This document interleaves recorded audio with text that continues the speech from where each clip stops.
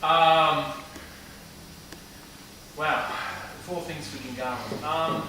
Look, a bit about it. I've spent most of my time working in community development, whether that here or abroad, especially overseas international development. I currently live in Oaks Estate, which is probably one of the most marginalised communities in the MTC, so I can well feel for your transport issues, because I also have to deal with that airport issue every morning. What can we do? Well, I mean, Bob pretty much wrapped most of it up. He actually has quite a lot of good answers for that. I gather where the Democrats come into it is the role that we generally play is we're political liability insurance. A lot of people make promises, and we're the guys who keep them accountable. You go on YouTube. He's the cameraman. So when it comes to, look, I mean, obviously the employment issue in Gungahlin is exactly what Bob says. Without a major government department moving up here, we're not going to reach the target of I mean, you know, it's the Garden City approach. It's the town centre plan that's been around for a very long time, the Y plan. I believe the figures are we need to have 23,000 people employed within the town centre to sustain 100,000 people population, if you look at that kind of stuff. That also alleviates a lot of your traffic stuff. You know, it's the big picture side of things.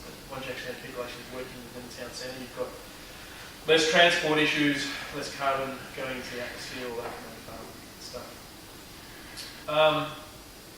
How do you do that? Bob's exactly right. In the old days, I think it was Menzies who started it off. It was basically you stuck your department where you were told to stick your department, and that was the end of it. It'd be nice to get back to that because I'm quite sure the cafe crowd in Braddon and Barton really enjoy where they're at, but we really do need to decentralise things in Canberra, and the city's set up for a decentralised transport network. If we don't keep to that plan, then we basically have a lot of really crap things happening like the airport. Broadband, big issue for me. I'm an IT professional. I work as an IT manager in the largest R&D company in Canberra. I really don't think either of the major parties really have an answer, and especially in Gungahlin, I wouldn't even consider your broadband rates to be broadband. I don't consider 512 to the home broadband. That is actually considered to be narrow band for most of the world. How do you alleviate that? Well, there's only one answer. That's called fibre.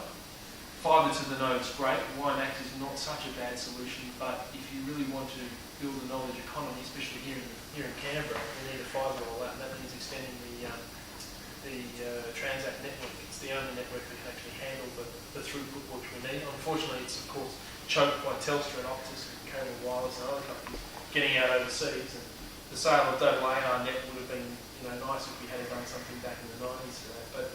But looking at the current scenario, you need major amounts of investment because unlike the rest of Canberra, you guys don't enjoy a small proximity to your exchanges.